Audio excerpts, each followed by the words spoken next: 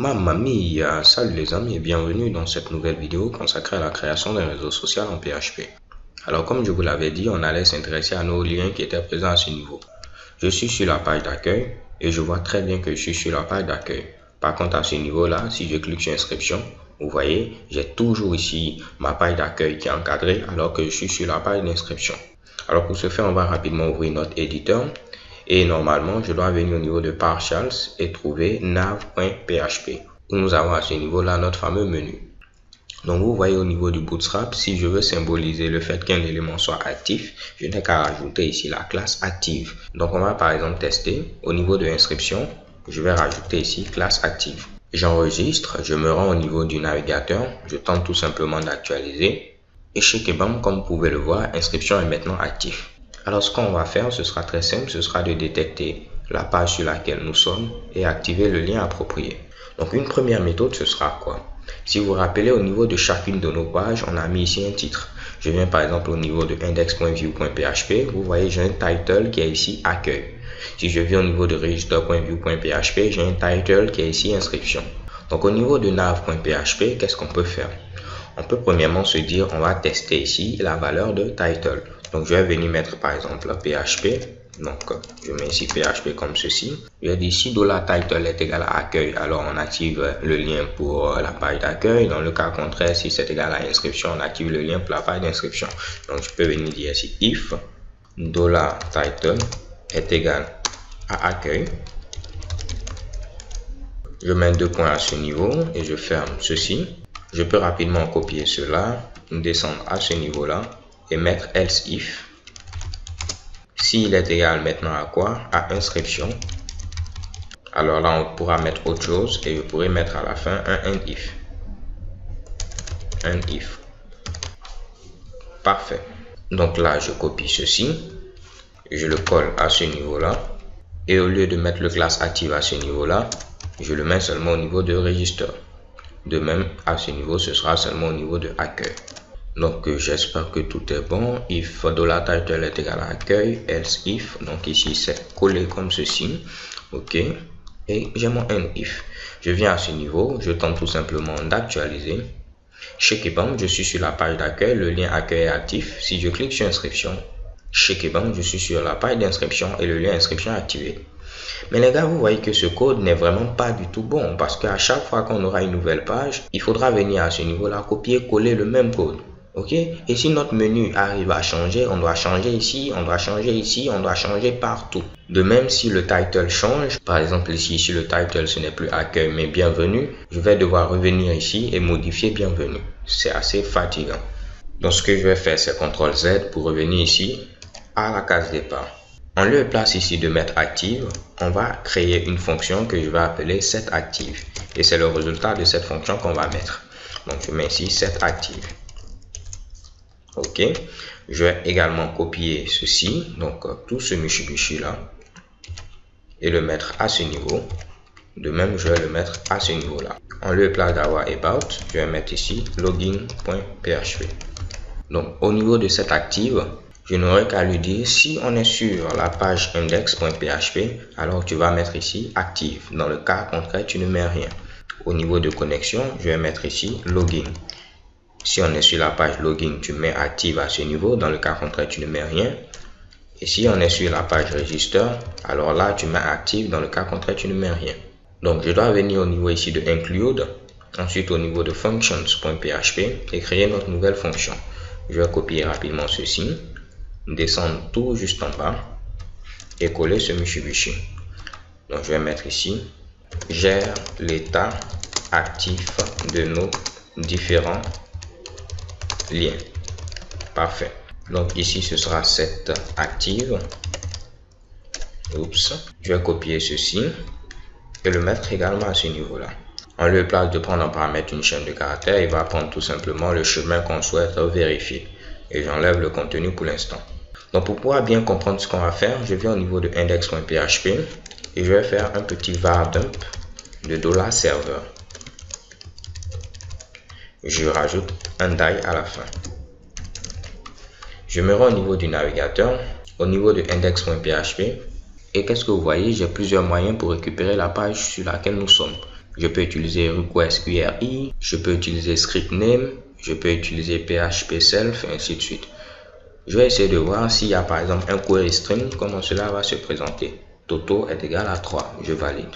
Donc vous voyez qu'au niveau de request URI, il prend ici le query string en compte. Alors qu'au niveau de script name et au niveau de PHP self, cela n'est pas pris en compte. Donc moi, je vais essayer de faire autre chose. Donc je vais essayer de créer un nouveau dossier que je vais appeler ici, pourquoi pas Toto. Et dans ce dossier, je vais créer un fichier que je vais appeler test.php. Donc au niveau de test.php, je vais copier-coller rapidement ce que j'ai mis au niveau de index.php. Je viens à ce niveau-là. Donc cette fois-ci, on doit venir dans le dossier Toto pour trouver un fichier test.php. Donc vous voyez, on doit prendre également en compte le cas où notre fichier se trouve dans un dossier.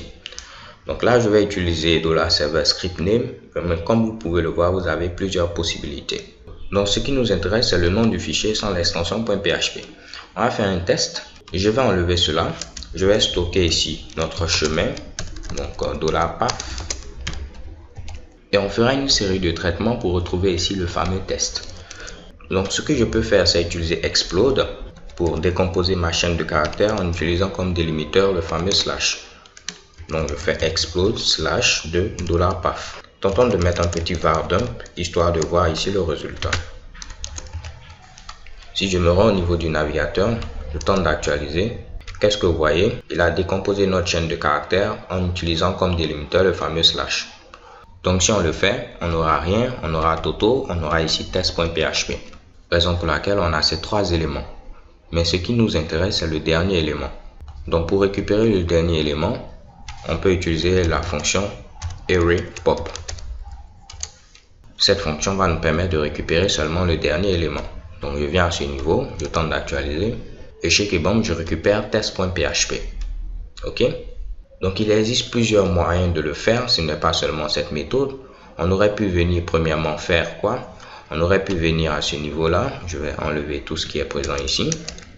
Utiliser str recherche comme ceci. Au niveau de $path, on va rechercher le slash.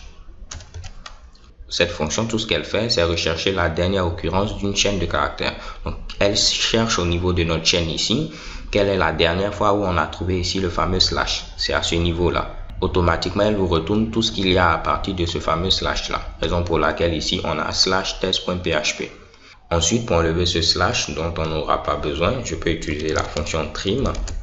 Et je vais dire qu'on va faire un trim du slash. Ok? Ce qui veut dire si tu trouves un slash au début ou à la fin, tu l'enlèves. Donc normalement, chez Kebom, j'ai ce résultat-là. Ok? Donc libre à vous d'utiliser la méthode que vous souhaitez. Donc je n'ai plus besoin du dossier Toto. Je vais faire un petit delete. Et de même, je vais enlever cela. Parfait. Si je viens maintenant au niveau ici de functions.php, tout ce que j'aurai à dire, c'est quoi? Donc premièrement, il faudra récupérer la page sur laquelle nous sommes. Donc je vais faire un array_pop comme on l'a vu, qui sera appliqué à notre fameux explode selon le slash de $server script name, puisqu'on avait vu qu'on pouvait retrouver ce chemin là grâce à $server script name. Donc en lieu et place de l'appeler path, je vais appeler file pour que ce soit beaucoup plus simple. Donc je vais dire maintenant si $page est égal à $file concaténé à .php, parce que rappelez-vous, au niveau de nav.php, on n'avait pas rajouté l'extension, donc c'est à moi de la rajouter. Si je reviens au niveau de functions.php, si par exemple ici on trouve index.php et cela correspond à ce qui a été donné en paramètre, alors là on retourne active pour dire qu'on est sur la page actuelle. Dans le cas contraire, on retourne une chaîne de caractères qui sera tout simplement vide. Donc je mets ici return, une chaîne de caractères vide et check est bon. Donc si je me rends au niveau du navigateur, au niveau de la page d'accueil, vous voyez que j'ai une erreur, on ne connaît pas la fonction setActive. C'est tout à fait normal parce qu'au niveau ici de index.php, je n'ai pas inclus le fameux fichier functions.php. Donc je mets cette ligne pour inclure le fichier functions.php. Si j'actualise, vous voyez, je suis maintenant sur la page d'accueil et j'ai bel et bien ici mon Mitsubishi. De même, si je viens sur la page d'inscription, tout fonctionne. Si je clique maintenant sur la page de login, je n'ai rien parce que pour l'instant, login.php n'existe pas. Mais vous voyez que cela fonctionne pour accueil, mais également pour inscription. Ce que vous pouvez faire, c'est vous-même préciser la classe que vous voulez. Peut-être vous ne voulez pas l'appeler active, mais par exemple ici bank. Donc on va rapidement modifier un tout petit peu notre fonction. Notre fonction va prendre également en paramètre la classe qu'on souhaite mettre, mais par défaut cette classe ce sera ici active. Ok, donc si on ne précise pas, on prendra active et en lieu et place de retourner active, on va retourner la classe que l'utilisateur aura donnée à ce niveau-là. Ok, ce qui fait que vous pourrez mettre votre propre classe. Donc si je reviens au niveau de nav.php, je vais maintenant enlever ce bang là, ce qui va faire que par défaut il va prendre active. Vérifions que tout continue ici de fonctionner. Je viens sur accueil, check et bon, je viens sur inscription. Parfait.